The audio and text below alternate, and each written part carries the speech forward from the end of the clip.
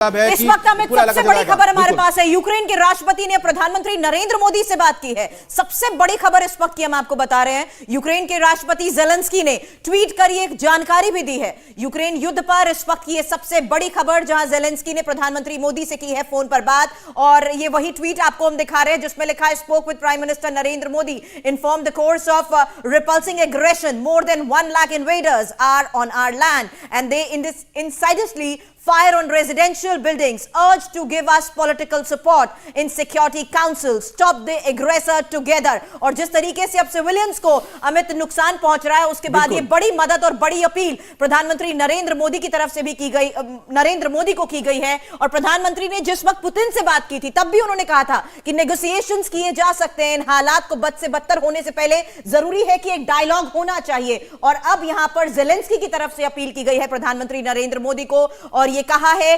बातचीत करके कि इन हालात को काबू में करने के लिए जल्द से जल्द कदम उठाना जरूरी है। बोला सर, क्योंकि आप डिप्लोमेट, इसलिए आपसे पूछ रहे हैं कि इसका मतलब क्या है।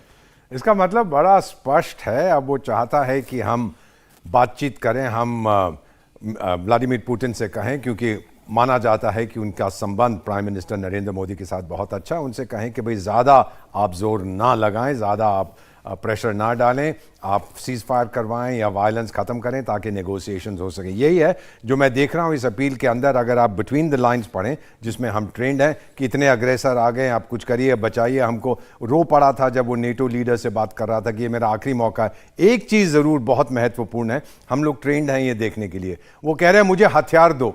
भाई तेरे पास तो कितने सारे हथियार थे, वो सब बर्बाद कर दिए। लेकिन सर पीएम मोदी का जो इसमें पूरा का पूरा स्टैंड है, और जिसमें हम देख रहे हैं कि उन्होंने प्रधानमंत्री मोदी से बात की, उनसे अपील की है। सिक्योरिटी काउंसिल में भारत ने बहुत साफ किया था कि हमारा स्टैंड, जिसमें बताया गया था कि हम चाहते हैं कि इसका जो नतीजा है वो बातचीत से निकले।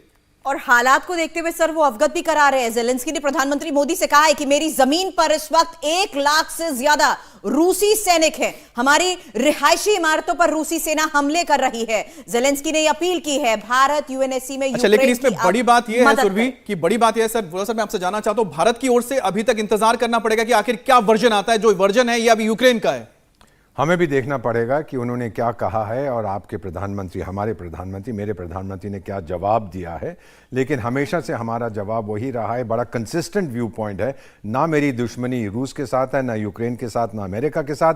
हम यही चाहते हैं कि आप लोग टेबल पे बैठे, पहले हिंसा खत्म हो जाए, फिर टेबल पे। पीएम मोदी को हम देख रहे हैं कि इस पूरे क्राइसिस में हर कोई पीएम मोदी का नाम ले रहा है, चाहे वो यूके हो चाहे यूएस हो, हर कोई ले रहा है। इसकी वजह क्या है? मैं आपको ये बता देता हूं कि मेरा कद 6 फुट 2 इंच का है। जब सब लोग प्रधानमंत्री, भारत के प्रधानमंत्री से कहते हैं आप मदद करो, हम एक बहुत ही शक्तिशाली, जिसे हम कहते हैं स्विंग स्टेट बन गए हैं। हमारी मॉरल अथॉरिटी बहुत ऊंची है। अब मेरा कद 6 फुट 8 इंच का हो गया, मुझे एक नई पतलून खरीद दीजिएगा, क्योंकि सब लोग भारत से कह रहे हैं अपनी अथॉरिटी एक्सरसाइज करो। नेटो बात नहीं करता है रूस के साथ, अंग्रेजी में कहते हैं डायलॉग ऑफ द डेफ। तो हमें वो इंटरमीडियरी बना रहे हैं, और ये मेरा ख्याल रिकॉग्निशन है कि भारत की छवि अब तो आसमान से भी ज्यादा ऊंची है। और यहां पर भारत का क्या रुख रह सकता है?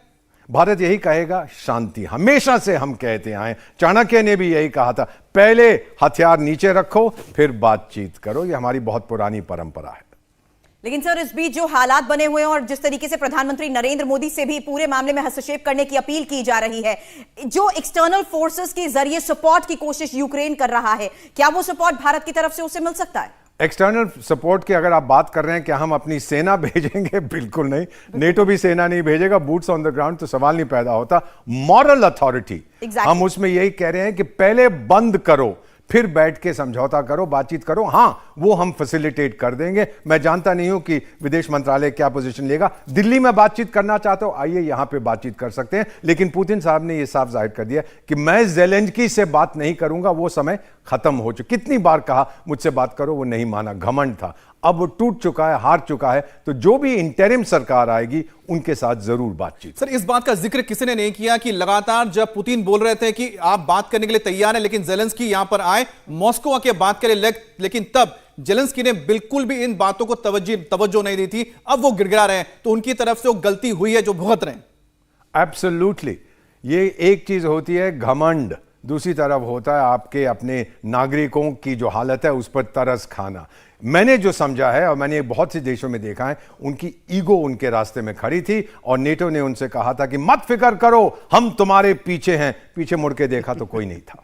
और सर मैं कहना चाहता हूं कि जिस तरह से हम देख रहे हैं प्रधानमंत्री मोदी ने बात की थी व्लादिमीर पुतिन के साथ, उस बातचीत में भी कहीं ना कहीं जिक्र हुआ, क्योंकि इससे पहले हमने देखा तो एम्बेसडर है यूक्रेन के, बात उन्होंने एक तरह से गिड़गिड़ाए थे कि मोदी जी बात कर लें पुतिन के साथ। वो तो बात हुई थी, वो यही कह रहे हैं कि अपनी अथॉरिटी यूज करो, बचाओ हमें। भाई जब सर हम क्या उतने पावरफुल है उस जगह पे है, इसको जरा समझाए, केमिस्ट्री क्या है पुतिन और मोदी की? बहुत अच्छी केमिस्ट्री है। एक चीज होती है मिलिट्री पावर, दूसरी होती है आपकी मॉरल अथॉरिटी। वो हमारी सर्वश्रेष्ठ है इस समय। जितनी इलेक्शंस होती हैं यूएन में भारत जीत जाता है। हम वोट मांगते भी नहीं है, फिर भी लोग हमारे लिए वोट करते हैं, बिकॉज हम पे भरोसा करते हैं। सर इस बात को आप समझ लें, the world trust India, the world doesn't trust China. Zelensky ने बात नहीं की, वो जो पिंग पोंग साहब हैं चाइना के, कहने के लिए हमारी मदद करो, उन्होंने भारत से बात की है। ज़ेलेंस्की हालांकि ये बात कह चुके हैं कि सबने हमें अलग थलग छोड़ दिया है, ऐसे में एक डायलॉग के जरिए ही अगर मीडिएटर यहां भारत को बनाने की कोशिश ज़ेलेंस्की खुद करवाना चाहते हैं, तो ऐसे में भारत की क्या भूमिका हो सकती है सर? हमेशा हमने यही देखा है, जो मीडिएटर होता है उसके ऊपर सब तरफ से उसके ऊपर दबाव आता है। अगर वो कामयाब हो तो लोग कहते हैं वाह वाह, लेकिन अक्सर वो कामयाब नहीं होता तो लोग कहते हैं हाय हाय। मीडिएशन नहीं होगा, फैसिलिटेशन हो सकता है। सर इस पूरे मामले में एक चीज जो निकलकर सामने आ रही है, चाइना हो सकता है कि अपने आप को बहुत ताकतवर मानता हो, लेकिन इस पूरे के पूरे डिस्प्यूट में एक ऐसा देश है जो नेटो के साथ भी जिसके बहुत करीबी रिश्ते हैं, चाहे वो फ्रांस हो, जर्मनी हो या फिर यूएस हो, और साथ ही साथ रशिया के साथ भी उतने अच्छे रिश्ते हैं। तो इसका मतलब साफ है कि मोदी इस वक्त सेंटर फोकल पॉइंट है इस पूरे का पूरा जो कॉन्फ्लिक्ट चल रहा है। 2015 में भी हम थे, जब यमन में गृह युद्ध छिड़ा था, हम ही गए थे 41 देशों के नागरिकों। एक और बड़ी खबर आ गई है, रूस ने यूक्रेन युद्ध पर भारत के स्टैंड की तारीफ की और भारत ने यूनाइटेड नेशंस सिक्योरिटी काउंसिल में रूस के खिलाफ वोटिंग में न्यूट्रल रहा था और रूस ने यूएनएससी में भारत के फैसले की तारीफ की है। तो एक हम जो जिसका जिक्र कर रहे थे, आप इसको और एक्सप्लेन कर दीजिए। यही है कि ऐसी स्थिति में अगर कोई गलती कर रहा है, आपके घर में, जानता नहीं हो आपकी संतान है, लेकिन करोड़ों लोग ये कार्यक्रम देख रहे हैं, जब बच्चा कोई गलती करता है उस वक्त जाके कहना तू बदमाश है, तू बेवकूफ है, तू चोर है, तू डाकू है, उससे कोई फर्क नहीं पड़ता। वो और रशिया एंड इंडिया की तरफ से ये जो ट्वीट किया गया है, हमें तो ये ट्वीट भी पढ़ के बता देते हैं। Highly appreciates India's independent and balanced position at the voting in the UNSC on Feb 25, 2022 in the spirit of this special and privileged strategic partnership, Russia is committed to maintain close dialogue with India on the situation around Ukraine. अब sir इस situation को हर कोई monitor भी कर रहा है, लेकिन यह भी बताया जा रहा है कि इन हालात के बावजूद जो रिश्ते भारत और रूस के हैं वो इसी तरह से कायम भी रहेंगे। हम उन रिश्तों को क्यों खराब करेंगे?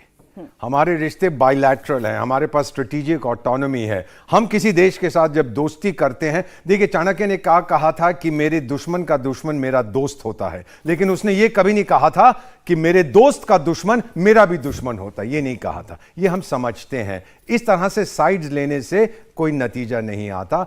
अल्टीमेटली आपको न्यूट्रल भी नहीं, बैलेंस्ड अप्रोच लेनी है, जो हम हमेशा लेते रहे हैं। इसीलिए तो सारी दुनिया हमसे कह रही है कि कुछ करिए। और वाकई में एक ऐसा आप कह सकते हैं कि लम्हा है जहां पर कूटनीति, भारत की कूटनीति, मुझे लगता है कि शायद यहां पर सबसे ज्यादा सामने निकलकर आ रहा है कि भारत ने जो पूरे इस कॉन्फ्लिक्ट में अपना स्टैंड लिया है, उसकी वजह है कि एक तरफ वो देश है यानी रशिया जो ये कह रहा है कि भारत की तारीफ कर रहा है, उस भारत ने जो स्टैंड लिया यूनाइटेड नेशंस सिक्योरिटी काउंसिल में।